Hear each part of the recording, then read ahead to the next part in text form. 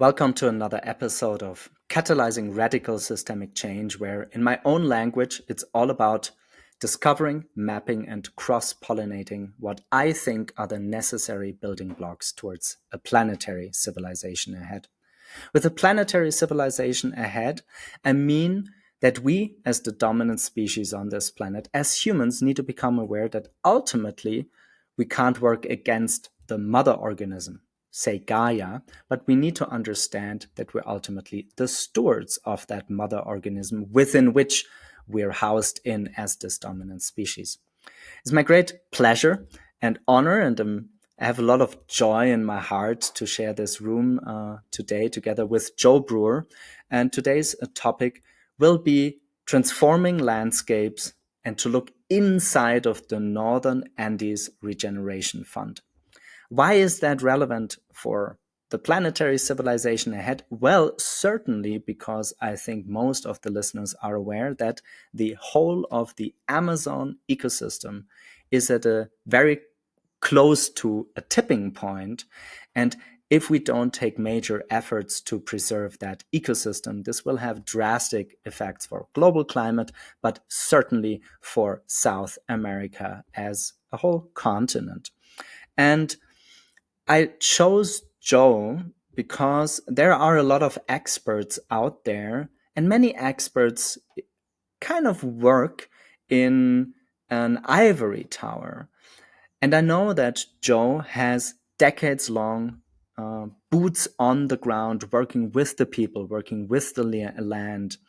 And like always in my podcast, I want to give you, the listeners, a kind of a 3 or maybe even 4-dimensional possibility to sense who is Joe. And like always, we're starting with the pivotal moments that connect Joe, you, to whom I will shortly hand over, and kind of find out what were these moments in your life that tie you in to the topic of today's podcast. With that, I'm finished for the opening of the podcast, Joe. And yeah, super happy to hand over the mic to you. And yeah, curious what out of your rich biography, what are the couple of pivotal moments that you want to share that tie you into today's topic? Thank you so much for having me here and for this wonderful opening prompt. I want to start with a more recent pivotal moment, and then I'll share some of the ones that came before. I have a daughter that is 7.5 years old. So nearly 8 years ago, a little bit more than 8 years ago, my wife at the time, she and I decided to have a child. This was very pivotal for me because I like to say I chose to have a child with eyes wide open as an Earth system scientist who understands the state of the world and how dangerous these times are. And, you know, when I look at something like in 2050, my daughter will be 33 years old. Well, in 2050, by all projections, the world is going to be a very, very dangerous place. So for me to choose to bring a child into the world with this kind of future casting, it basically catalyzed complete transformation within my life. The sense of responsibility, the need for increasing maturity, the need to become an elder in training, like to really work toward living in a way that's in service increasingly and eventually entirely to future generations. And so this transition of my child being born, it's my daughter Elise, she's caused catalyzing changes like leaving the United States, which I did 6 years ago, to moving to initially Costa Rica and then later to Colombia. And things like this year launching a Waldorf school as part of a learning ecosystem for regenerating our territory. You know, these deep processes of community engagement that I feel obligated to do as a father with the capacities that I have. So that's a really big one for me. And another really big one for me was about 13 years ago, both of my parents passed away in the same year. My father died in March from complications due to a stroke, and my mother died in December, a few months later, due to complications from cancer. And as I went into a deep grieving process around the death of my parents in my mid-30s, I felt this sense that the buffer of mortality was taken away, that we sort of feel like our parents will die before us and then eventually we die. But when our parents are gone, there's no longer that moment, that event between me and my own death. And so I started to feel the presence of my death, not like I was going to die immediately, but that I would be like closer to death for the rest of my life because my parents were no longer living. And this happened to me in my mid 30s. And what this caused me to do in a really profound way was to take in my own grieving process for the biosphere of the earth, the ecological crisis, and then personalize it to what was happening in my family. So I was sitting with my mother while she was in hospice. I held her hand as she was dying. I felt her body releasing its living energy. I felt, that death coil in that last moment when the heart stops beating and the body goes through an electric pulse of death. And I felt the presence of that as being similar to when I sit with a glacier that's almost entirely melted away, or when I go to a forest that's drying out because of, higher temperatures in the summers and higher fire risk. Things that were very visceral and embodied for me. So this created this profound sense that bearing witness to my parents' death was exactly the same experience for me as bearing witness to the end of the Holocene, to the end of the warm, stable period of climate that gave us civilizations and cities and agriculture and globalization, all these things that we're in now, which again brought me closer to the presence of death. And that helped me to get to collapse awareness and acceptance, a place of letting go of the need to try to protect myself, my child, all of humanity from the fear of collapse, but instead to embrace the collapse process as already happening, already decades old. We're in the middle of it. And this made it a lot easier for me in a somewhat paradoxical way, but a very profound way, to enter into the spiritual process of doing regenerative work for those who live after me and no longer fearing for the lives who are here with me now. And so even though I care very much for those who are living now, my service is not to them. It's not even to my own child. I'm working on 200 to 500 year timescales, setting things in motion for the long-term future, while also honoring the intergenerational bonds I hold now. So I would describe that as another catalyzing and pivotal moment. Yeah, let's stay there, because the archetypical experience of death, I would not know what could be a more powerful archetype, than death itself, our own physical mortality. And start deepening the conversation before we then dive a little bit later into the Northern Andes Regeneration Fund, is I can very much reciprocate that. I was born into an activist family, and for whatever odd reason, I never had that filter in between the ongoing collapse from the early 80s, the famous renowned German word Waldsterben, the dying of the forests. This was already going on in the early 80s, so we're talking 45 years back. And if we take a country like Germany that looks kind of nice from the outside, it's like 80% of the sum total of all German forests are in a very, very bad situation. And there's been a lot of science around that. I think where I want to start digging deeper is, in order to be able to unlock a project of, let's say, the order of magnitude of complexity, capital allocation, team building, decades-long processes that hopefully then unlock different pathways, much like you mentioned, for an intergenerational perspective for a couple of 100 years, you certainly need to collect some hard expertise. Just a good heart and saying, I'm going for it is not sufficient. So I wonder, besides this very touching pivotal moments of your daughter and your parents passing away, can you sketch the listeners more of your hard expertise? What have you been doing in the last decades that gives you the authority to birth such a complex social organism as a Northern Andes Regeneration Fund, which is a pretty big undertaking? One of the things that happened for me in the late 1990s when I was an undergraduate student was I picked up James Gleick's book called Chaos, about chaos theory. And that book, I was already in college. There were university libraries. So I started digging into the research literature on complexity and discovered that I was a complexity scientist. It turns out you can be a complexity scientist even before you're trained. It's basically an orientation toward deep understandings of patterns and holism. So I'd read Fritjof Capra, and I had some of those other systems point of view ways of orienting myself, even going back to my teenage years.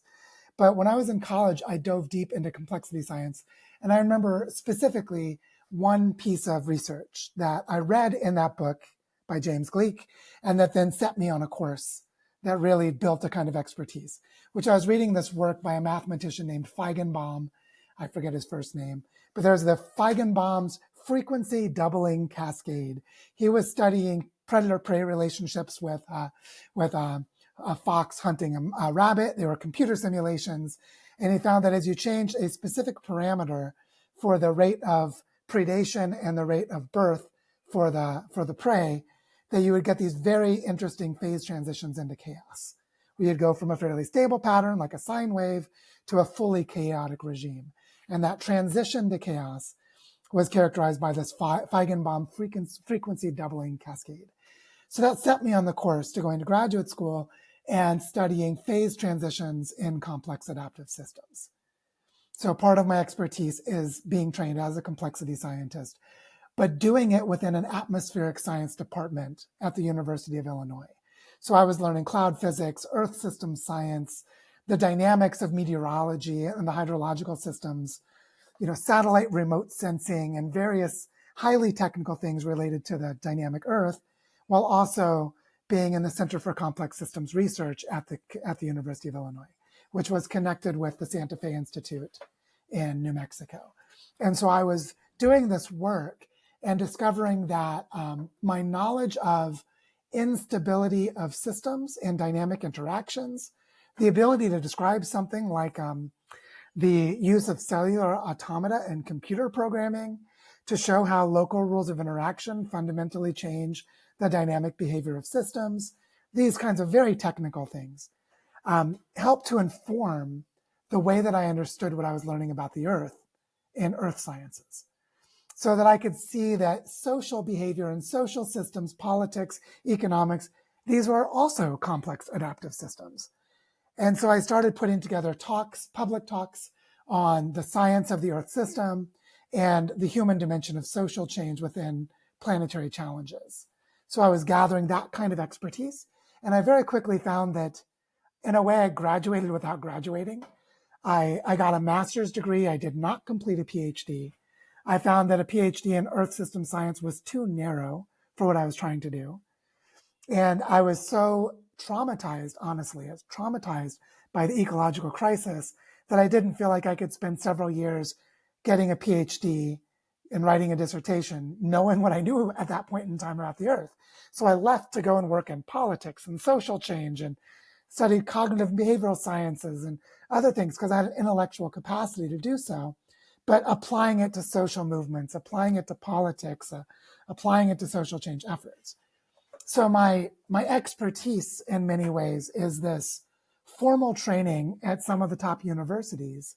The University of Illinois is one of the best atmospheric science programs in the world, and very good computer science and other things that were there. That I was able to take that knowledge and feel, because I was a farm boy that grew up in poverty as a child in Missouri, I felt a deep sense of responsibility that society had given me all this knowledge. So I went out to apply it to help the world. And that was between 2000 and 2004, so more than 20 years ago, that I was learning all those things in a really deep way. And so Then, for the last, yeah, okay, go ahead, please.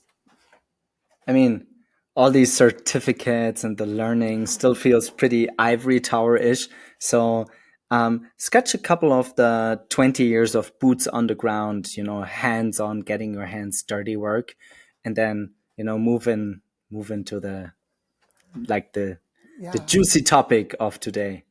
Well, one of the things that happened was I got really interested in cognitive science and became something of a protege of George Lakoff, the founder of cognitive linguistics, which means that I learned a lot about how to study discourse and help people understand the power of language for creating social change. And then I started giving workshops with community groups, working with social movements. So, for example, I went to Tanzania and worked with environmental groups that were trying to create sustainability pathways in East Africa, and got exposed to the richness and the challenges of that kind of a context. And I started getting invited to travel all over the world. So I had firsthand experience of looking out of an airplane with an Earth systems view and seeing everywhere I went, there was destruction of ecosystems. It was everywhere.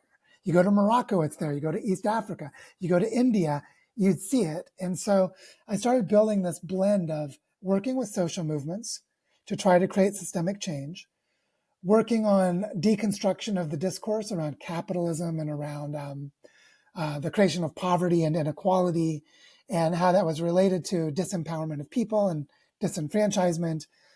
And so, you think of things like Occupy Wall Street and the Arab Spring and these pivotal moments. I was working with on the ground social movements around the world in those frontline ways. Like I was part of a group that was helping to bring SMS texting technology from phones to mobilize mass resistance to tax havens in Kenya.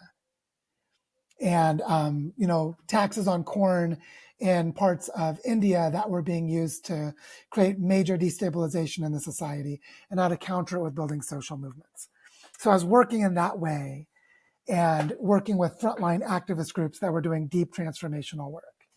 And through that time, there was this part of me that was a Missouri farmer. I grew up as a farmer as a child. And so when I was asked to do some work on the framing of regenerative agriculture around 2015, I started to see that I actually knew a lot about regeneration already from my previous knowledge and my experience. And so I very quickly sort of started to synthesize through to discovering bioregionalism and discovering holistic landscape management and discovering that the things I knew about Earth systems directly applied to how permaculture could go to larger scales, and really integrating this kind of knowledge and bringing it into practice. So this was a little bit less than 10 years ago. And then the actual work of digging trenches and planting trees and growing forests goes back more like about 5 years, where I was blending deeply into the on the ground work, part of my transformation after my daughter was born. But one of the things that I continuously saw through this kind of blend of really advanced intellectual or academic knowledge and people doing the work on the ground was that even systems thinkers and doers were not systemically trained around Earth system science, understanding of how the human mind works and how evolution works in the world. And when you start to bring these bodies of knowledge together in practice, they unleash. Like, how do you create a regenerative economy? You need to know those kinds of things. A permaculture design certificate isn't enough, even though it might be really helpful. Then I think I'm still trying to set the stage for the big picture for the multiple generations after both of us, certainly, that you want to create through that big ambitious project. So when people Google you, Joe Brewer, I regularly in the last year stumbled over articles and the projects, boots on the ground, and then this Northern Andes Regeneration Fund struck my attention. I was reading the outline. We connected. We're now in the podcast. But just more to give the people a picture of where you live, what you have been doing the last years, and then let's start with the why. What is the purpose and the vision behind that fund? Because I feel it, if that wants to be successful, this will take the major part of the rest of your active livelihood on this planet in this incarnation, right? To get that off the ground. This is a decades-long endeavor. So, yeah, how do people imagine where you're living? What are you exactly doing? How does that look like? Where's that located? And then why birthing the Northern Andes Regeneration Fund? So in November of 2019, my then wife, we separated after we moved to Colombia, and our daughter, who was almost 3 years old, we moved to a place, a little village called Bichara in Colombia. And Bichara is a town that currently has about 7,000 people in it. and 20 years ago, it had less than 1,000 people. It's a national monument in Colombia. Its tourism slogan is the prettiest town in Colombia, which is probably true because in the 1970s, it was designated as a national monument to preserve the colonial architecture. So the town has hand-built stone, cobblestone roads and hand-built kind of art stucco, mud wall housing and ceramic tile roofs, all made from local materials. And when we moved here to this beautiful village in the mountains, it was because we had heard about from the people who invited us here that there was a lot of arts and crafts culture. There were a lot of local people that could do things like working with stone and hand building houses and hand making these ceramic tiles for the roofs. And that there was a lot of cultural preservation of these very practical skills so that a material economy could be built from that craft culture.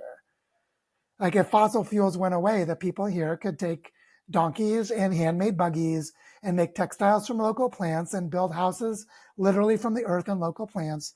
And there could be a material economy here, like this sense that that could happen.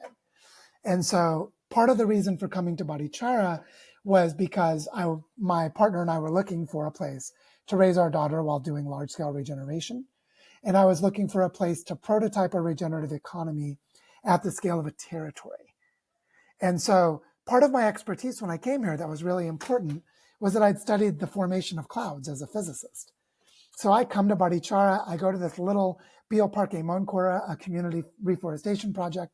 I stand and I look around me, and I'm in a place where there are mountains on all directions because we're in the part of the Northern Andes where they divide into 3 parallel mountain ranges.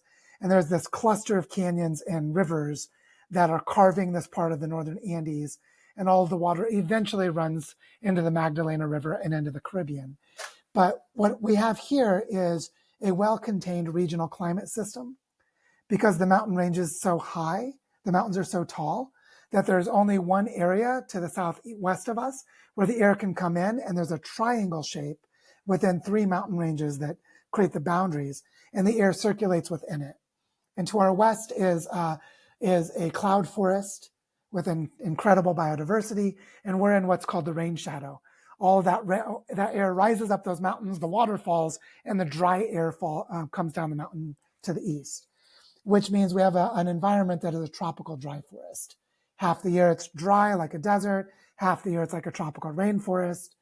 Very high endemic species, meaning as much as 80% of the native plants and animals exist nowhere else on Earth. And because of the last 80 years of monoculture crops, it's more than 95% deforested and becoming a desert. And a lot of cultural knowledge is being lost as well as biodiversity. So, So this is the context.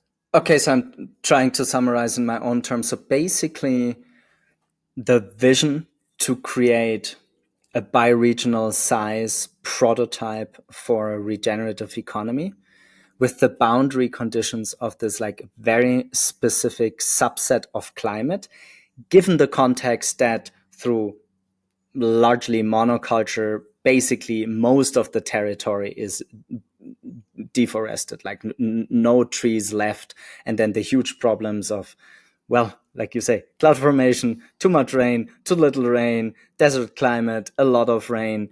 Then what has happened since you arrived? Like what are the seedlings you put into the ground, quite literally, but also like from a very informed theoretical lens to create a landscape that can regenerate itself? And why is that one of the building blocks for that Northern Andes Regeneration Fund?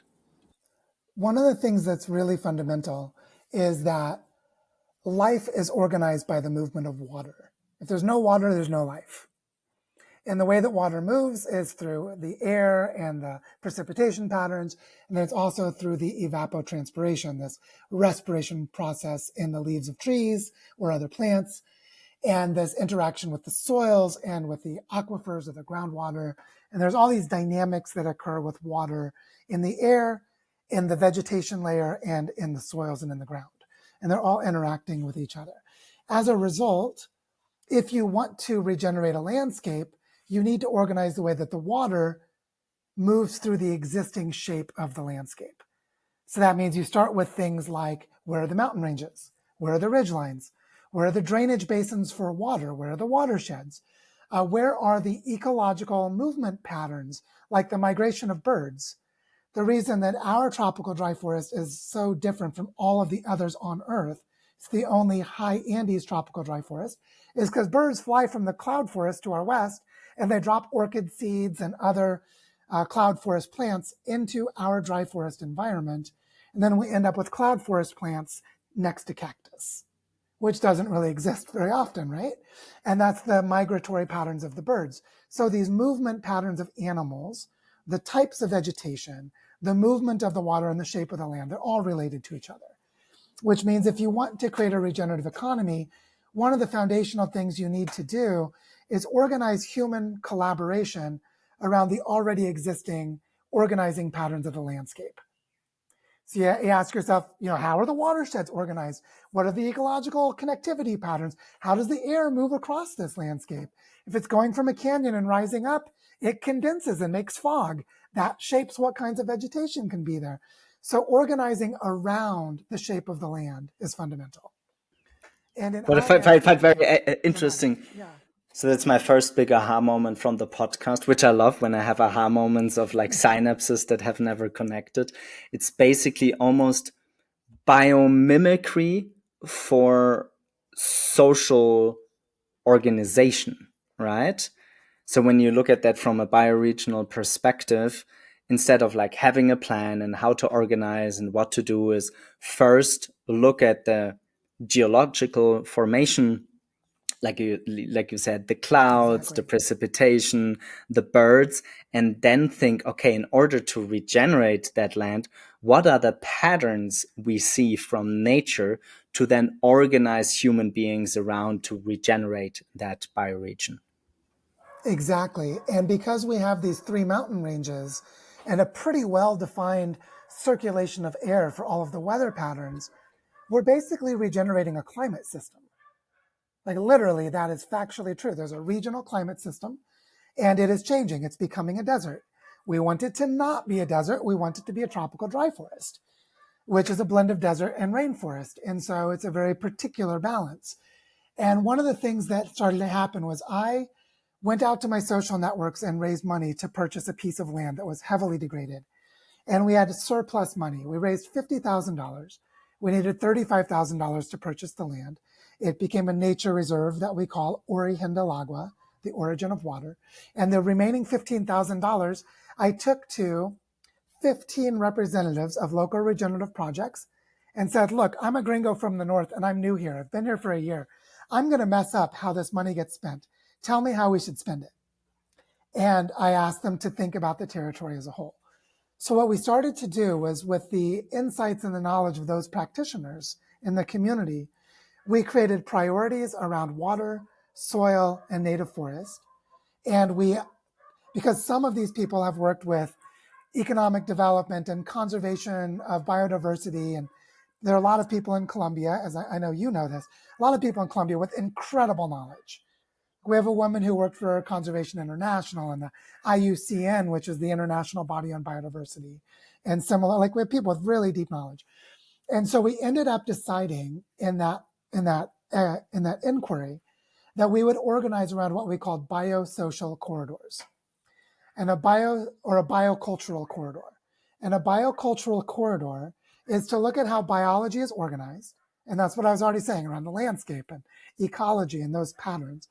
And then we noticed here in this part of the Northern Andes, a local political unit is called a vereda. Vereda is like a rural zone. Like in the US, we would have a rural postal code where it's organized around the delivery of mail. Here we have this thing called a vereda. And a vereda is organized around neighbors coming together to make decisions about what's important in their neighborhood and then give that information to the local mayor in the town. And those veredas are in the watersheds, because here it's all watersheds. The Northern Andes have really steep slopes and lots of drainage and really tall ridgelines. So the watersheds define how people have transport systems, how they coordinate with each other. So the Junta Veredal, which is the local community group, that works with the local government is already organized in watersheds. So we said, oh, well, we could work with that existing political body to organize watershed restoration, or to organize a transition from, cows and goats to an agroforestry system. And, things like this. That was like, let's organize around biological and cultural patterns being brought together. We organize the cultural patterns around the landscape, and then we use this as a way of organizing the regeneration of the territory as a whole. I think that's the second takeaway. So what I get is basically a decades-long study, then the boots on the ground, but then again, before doing stuff, seeing what patterns, both from nature as well as what social patterns are already there, and integrate that into the design of regenerating that bioregion. I know you're early stage with the Northern Andes Regeneration Fund, yeah, but nevertheless, where does that sit in your endeavors? Do you see that on an umbrella perspective? Why does that come into play now? Because I find it somewhat interesting that the two of us are meeting, me trying to get some very large scale infrastructure projects in the regenerative space off the ground, and you starting that, I would say, ambitious fund project, because it's not a classical fund, right? So why, or maybe before the why, did you have an inception, a vision, and but what was the core why of getting this fund off the ground? Well, the core why is related to the collapse of the Amazon basin and the biotic pump in the hydrological system of South America. And basically, I would say it in general terms rather than specific. There are processes of the dynamic earth, like that movement of water into the Amazon basin, that are continental scale. Another example is that moisture from the Pacific Ocean becomes snowpack in the Rocky Mountains in North America. There are these continental scale processes of the earth. And for us to re-stabilize the planet, we need to organize landscapes and watersheds and larger scale land systems into a rebuilding of the stability of those earth system processes. So this is like a fundamental insight from earth system sciences, is that this is how we regenerate to the No, scale of totally. continents and planet.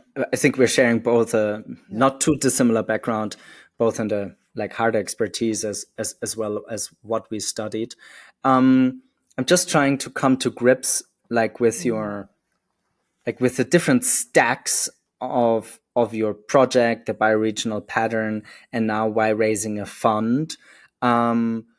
But I don't mind, I think the why is enough, right? I mean, it's a continental scale challenge. And there's like thousands, if not tens of thousands of groups involved that try to preserve the Amazon. So let's go into the how, right? Because you've been sharing a lot on the how. The broader why, I think we should get, okay, let's save the fucking Amazon, right? And this is all interconnected. And like you said, if the hydrological pump for a whole continent does not work as more, there's like hundreds of millions of people that will be like in severe living conditions in South America, if not globally. We will see, right? Because we will see the repercussion effects while we are still alive. Let's go into the how. You've been sketching a lot, like the local work, this preservation on the bioregional scale.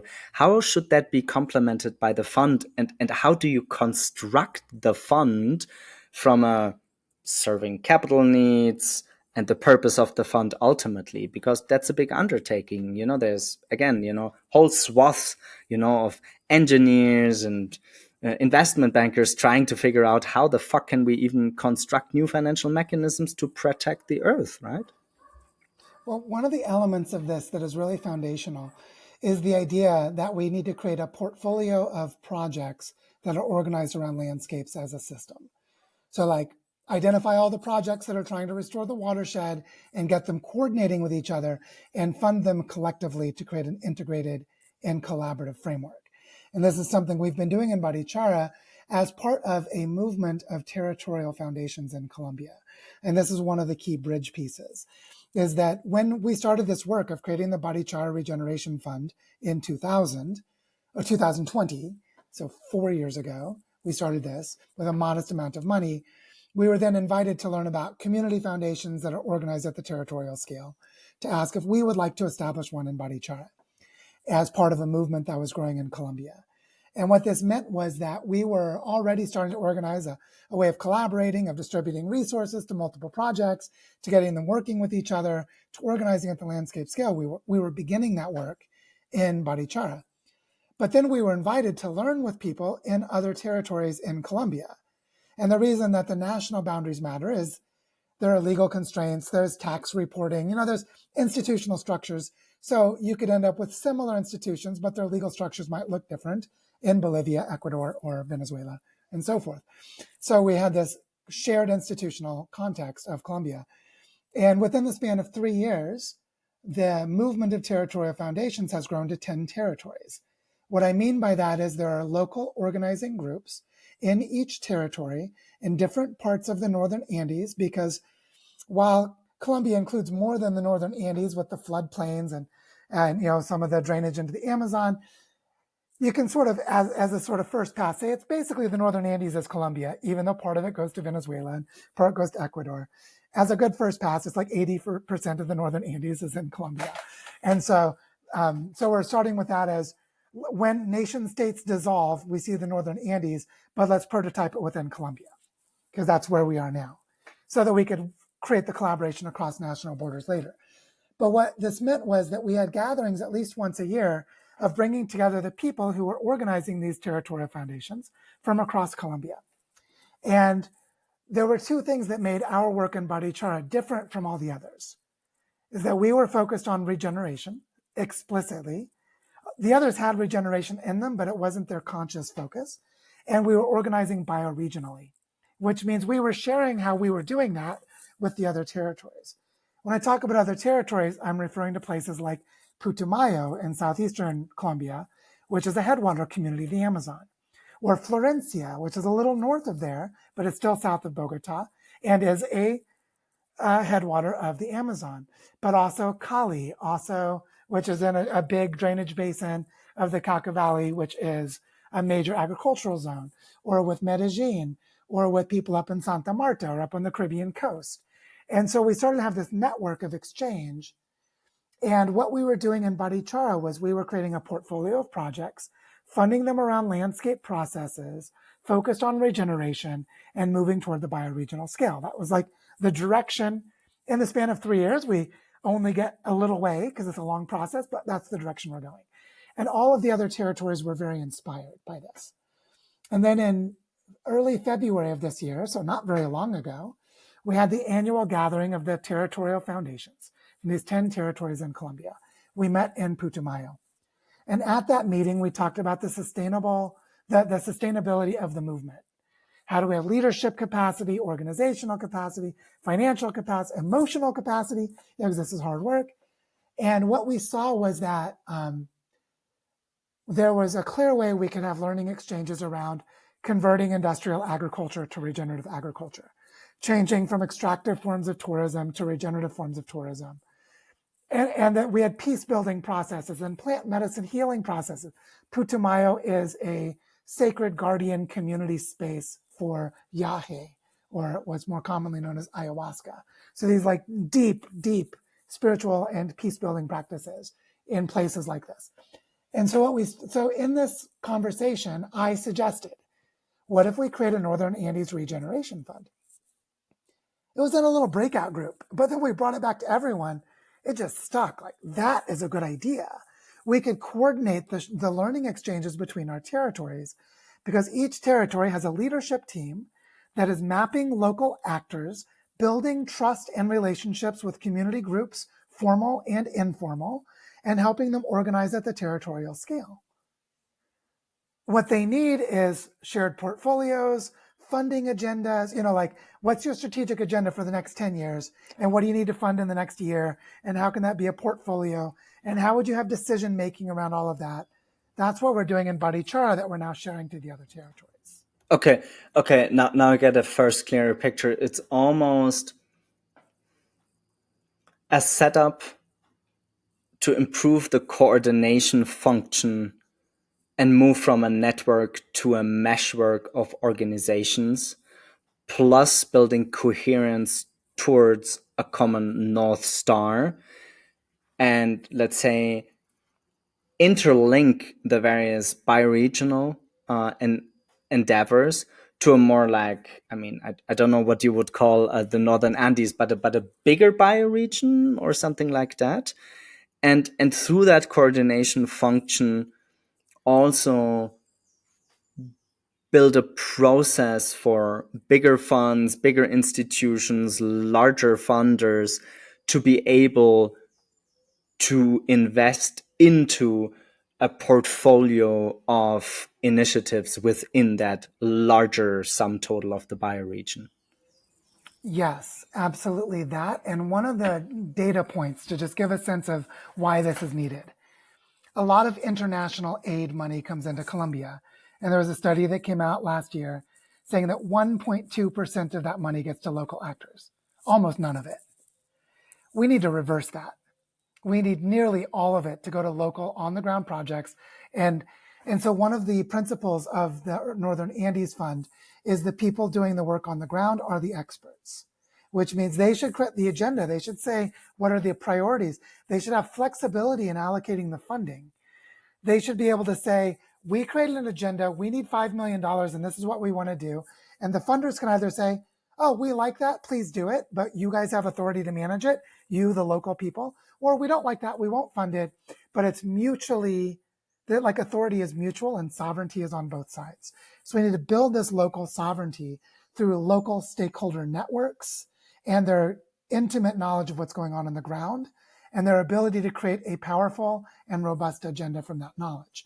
So part of this is to create the monitoring systems and the coordination systems for money to flow in a way that makes that legitimate. So part of this initial round where I mobilized funding from the Novo Foundation in North America, a small amount of money, $150,000. It does go a lot further in Colombia than it does in the United States, but still it's not very much money. And what we saw was that among these 10 territories, there were 3 territories that had already achieved 2 criteria. They had legally constituted their territorial foundation. So they had a bank account and can receive money and are already managing funds in some way. And the second is that they had already started mapping local initiatives so that they could create a shared agenda and a shared budget. So they could practice allocating funding in this way. And so we saw that among the 10, there were 3 that were ready to receive money and practice distributing it to a local network of actions within their own territory.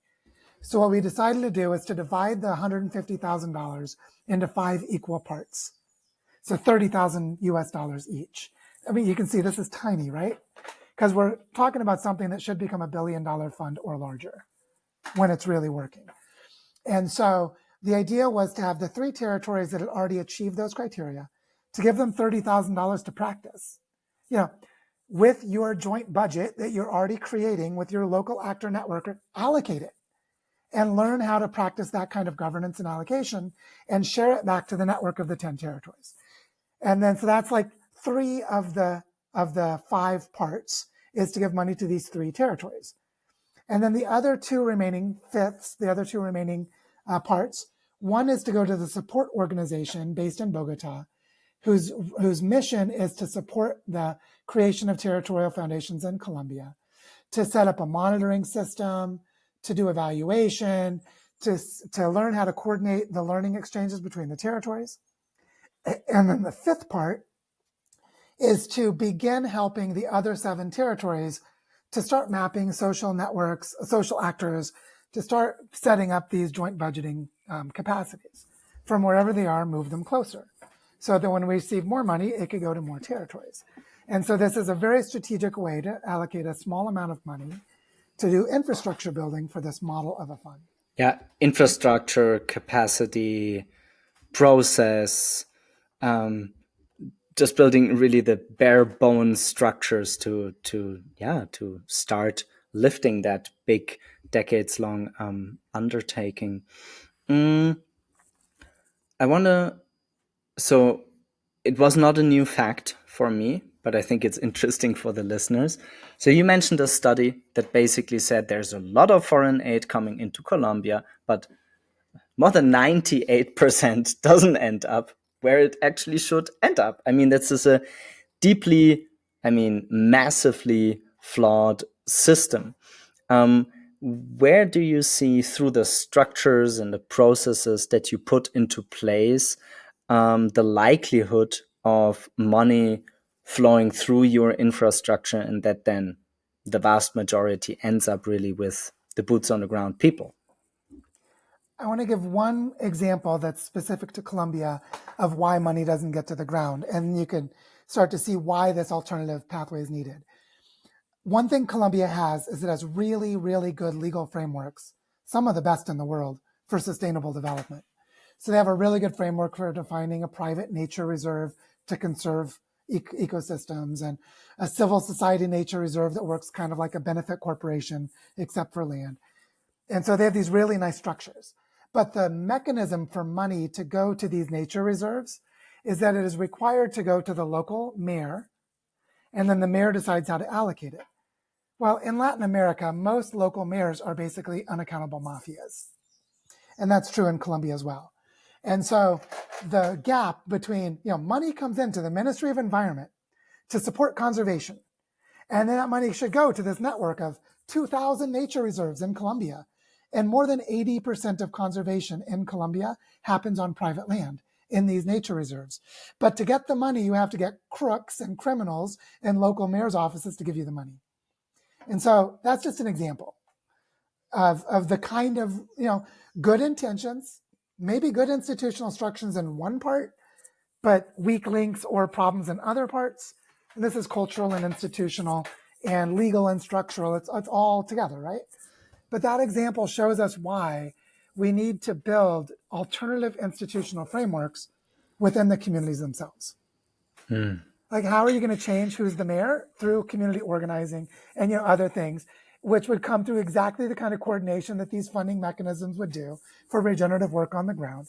So I just want to name that as that example shows us that if we just work with the institutions as they are, it's garbage in, garbage out, right?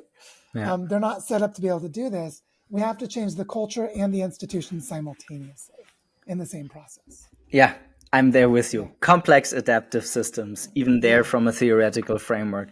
It's all interwoven, like one change in one part of the complex adaptive system changes the whole complex adaptive system. It's a chicken and egg situation that I think, as these bold intergenerational forward looking impact entrepreneurs, I think that we need a face. I think it's a good moment, and a framework that I very often use is the Horizon 1, 2, 3 framework.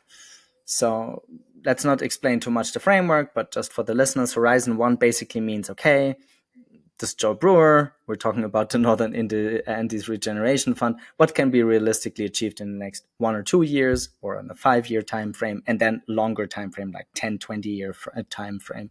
So what do you see as the crucial pitfalls that you need to circumnavigate in the short-term horizon in order to unlock the bigger picture? I reckon that would be bioregional regeneration, maybe getting some of the default structures that make 98% of the money not to end up with the people out of place. I think that maybe a 3 to 5 year horizon if you're lucky. And then, like, big picture, what would be, I mean, you put just a dollar sum out there, what would be the $1 billion plus really successful, we're both old, I meet you in my mid 70s, or mid 60s, maybe 20-20 year time horizon look like?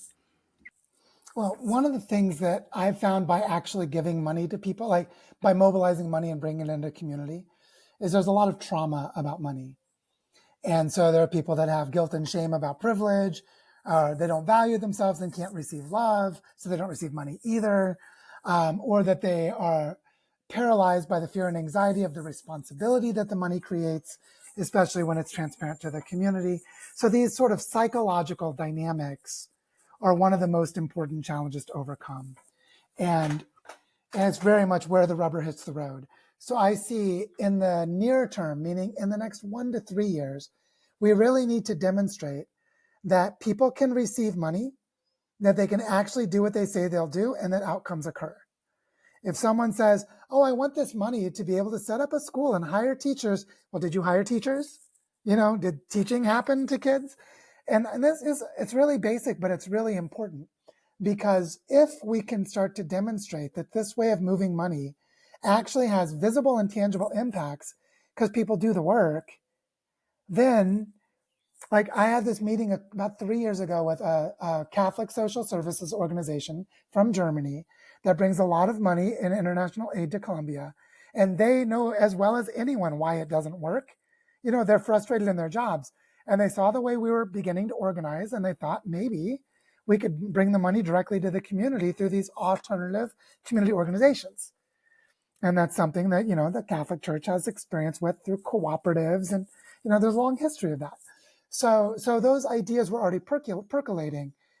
But if you want to go from a $10,000 investment to $1 million investment, you have to show that things get done. You have to monitor it and track it. And so I see in these first couple of years, it's really demonstrating that that's happening at a small scale, but decentralized, meaning it's happening. If it's happening in these 10 territories, even if all of them are small, it shows the robustness of the process. Yeah, And I think that's going to be that's really that's critical. yeah, that's what I see. Basically, prove on the process level before you aim to scale. But if you scale and you have the process proven, like you said, you can move from 10,000 to a million, which is, would be a solid 100x. It's not too bad of a, Yeah. we're not talking about classical VC multiples, but if you get the process right, then you can really aim at easy, I would say, 100x.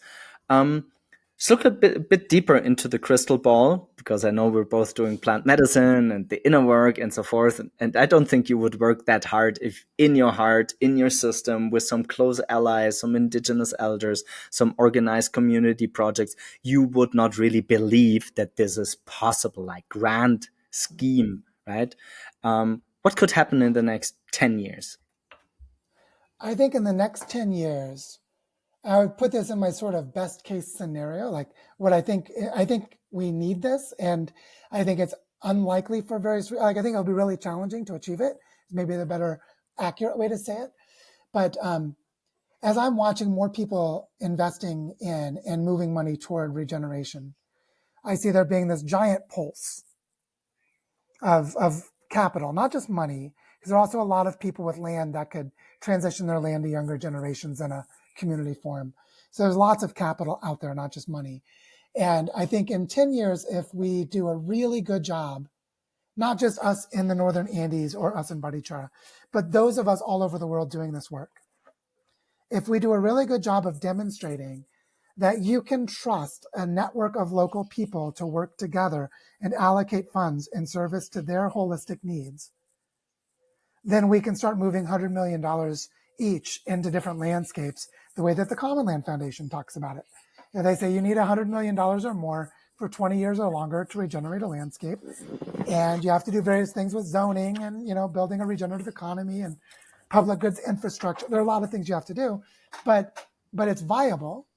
And so if in the next 2 or 3 years, this can start to be demonstrated enough that the people with bigger resources start to bet on it, they start to say, well, let's try and make this happen by prototyping more of them in parallel, investing bigger in a few of the lead ones to really learn from them, that sort of a thing at a planetary scale, that in 10 years we could have bioregional funding ecosystems where we have multiple kinds of funding occurring within bioregional contexts in 50 to 100 bioregions, or maybe even more. It could happen very quickly because they could be a lot of small experiments. You could Yeah, have $100,000 in one and 10 million I in another. I It's very don't feasible to imagine. yeah, I don't think that's totally out there. I always say, what needs to happen will happen. um, And that's very strongly how I educate my heart, because I think all of us, including the two of us in the Zoom room, sometimes feel overwhelmed, right? Um, the good thing is that the present generations, I'm not saying the baby boomers in power, but the present generation, who are also most likely all the next gen, who inherit the biggest fortunes on the planet ever handed down in the modern history of mankind after the War of 30 Years in Europe. It's like trillions of dollars moving from one generation to another. Also, they don't have another parental generation before them to face total disaster in this lifetime, including then our still young children, or really doing it, right? So, in a way, I'm slightly optimistic that the grand scheme of things is for the first time behind us. With the behind us, I mean the Earth Regenerators, the impact investors, the impact entrepreneurs, the activists, because you can't simply close the eyes anymore. That's at least how I see it, and I know this is this is very biased from my own biography. Um, Maybe towards the end of the conversation, it's not often that I ask this question, but imagine this pans out beautifully. You're a little bit older than me, but we're kind of the same age cohort. You give this a proper shot, another whatever, 15, 20, 25 years. You're still healthy. That whole thing, regenerates this biome, this bioregion. What then? Chill, meditate, only work with Yahé, uh, fly to Tanzania again, or yeah, just curious. Imagine all of this really will manifest into 3D reality. What would Joe Brewer do then? Well, one of the things that's so amazing about the Andes, in the Northern Andes, because it's in the tropics, is the incredible biodiversity. It's just like Colombia is number 5 in the world for biodiversity, and just all of the places that are like this, they're so incredible. And so I feel like the ability to be in that flourishing, like I lived for 10 months in a biodiversity hotspot in Costa Rica. There were 700 species of birds that lived in that same forest, which most people can't even imagine what that's like because it's so different from what any of us have as a baseline. That I feel like if I can just be in that, just it's still here and be in it, that's like enough in a way, for me, for my own soul, for my own need personally. Because so much of this I'm not doing for me, except in the way that I need to be in service to honor myself. But I'm not doing it for me to see it, right? It's like, I may not see it. I might die tomorrow. I got dengue fever a couple weeks ago and it was pretty serious. So, I may not see it. So I can't let that be my motivation because then it's fickle if I do it that way. But what I sense when I go out into Bioparque Moncora, this community forest here in Barichara, and I pull the invasive grass and I prepare the soils and I watch the native bushes and shrubs come, and then I watch the pollinator insects come, and then I watch the lizards and the spiders come, and then I watch the birds come, and this all happens in 2 or 3 months because it's the tropics, so it's a lot faster.